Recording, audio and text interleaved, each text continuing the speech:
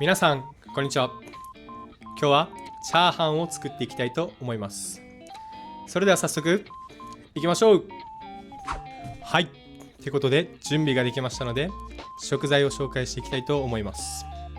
こちらが今回使う食材です。これはお米です。ご飯とも言います。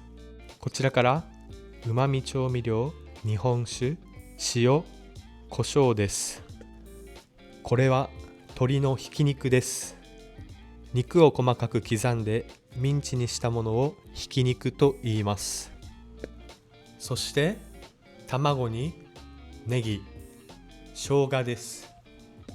この材料を使って美味しいチャーハンを作ります。食材を包丁で切ります。まな板の上で切ります。怪我をしないように左手で食材を押さえながら切っていきます。反対にして切り目を入れていきます。このように細かく切る切り方をみじん切りと言います。みじん切り。ネギを切ったので目が痛くなってきました。目が痛くなって涙が出てきました。今回の動画では偉そうにチャーハンの作り方を紹介していますが、実は普段あまり料理をしません。だから見ての通り包丁の使い方が下手くそでぎこちないです。私はこういう細かい作業はちょっと苦手です。皆さんは普段料理をしますか？得意な料理があればコメント欄で教えてください。生姜もみじん切りにしていきます。生姜を入れることによって香りが良くなります。これは一旦端に置いておきます。鶏肉に軽く下味をつけておきます。下味をつけるというのは料理をする前に材料に味をつけておくことを言います。次は卵を割っていきます。卵をボウルの端っこで叩いて割ります。お箸で卵をかき混ぜます。卵の白身と黄身が混ざるように混ぜます。ある程度混ざってきたら OK です。はい、食材の準備ができたので中華鍋で炒めていきたいと思います。ここから先の工程は少し忙しくなるので話すスピードが少し速くなると思います。皆さん頑張って聞き取ってくださいね。まず油を入れていきます。油は少し多いぐらいが美味しく出来上がります。 OK。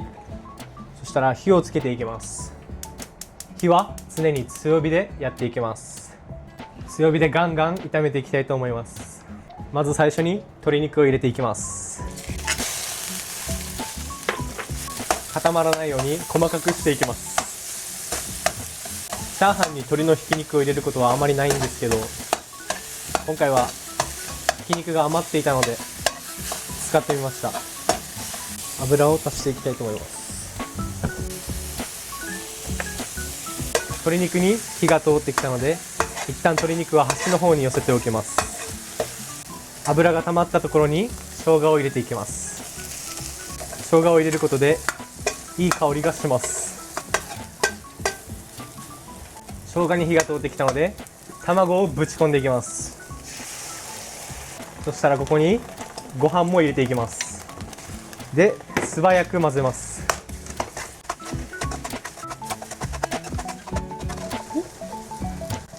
楽しくなってきましたね。そしたらここに塩コショウを入れていきます。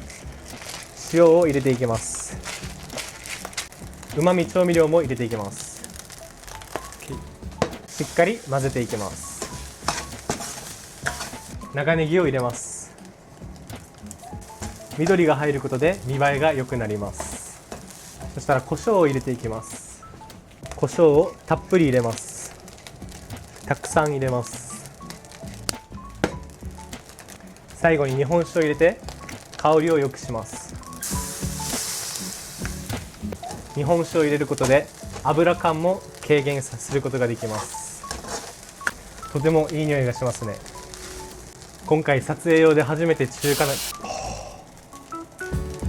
今回撮影用で初めて中華鍋を使ったんですけど、とても重くて腕が疲れますね。全然使い慣れてないです。はい、一応出来上がりました。完成です。完成したのでお皿に盛り付けていきたいと思います。お玉でチャーハンを集めてお皿に入れます。押し固めて形を整えたらひっくり返してお皿に入れます。はい、完成です。どうでしょうか。見た目いい感じじゃないですか。いただきます。チャーハンがパラパラしていてとても美味しいです。味付けも完璧です。チャーハンは中国がルーツですが、日本の家庭でもよく作ります。冷蔵庫にある材料で簡単にできるので人気があります。簡単にできてとても美味しいので、皆さんもぜひ作ってみてください。ごちそうさまでした。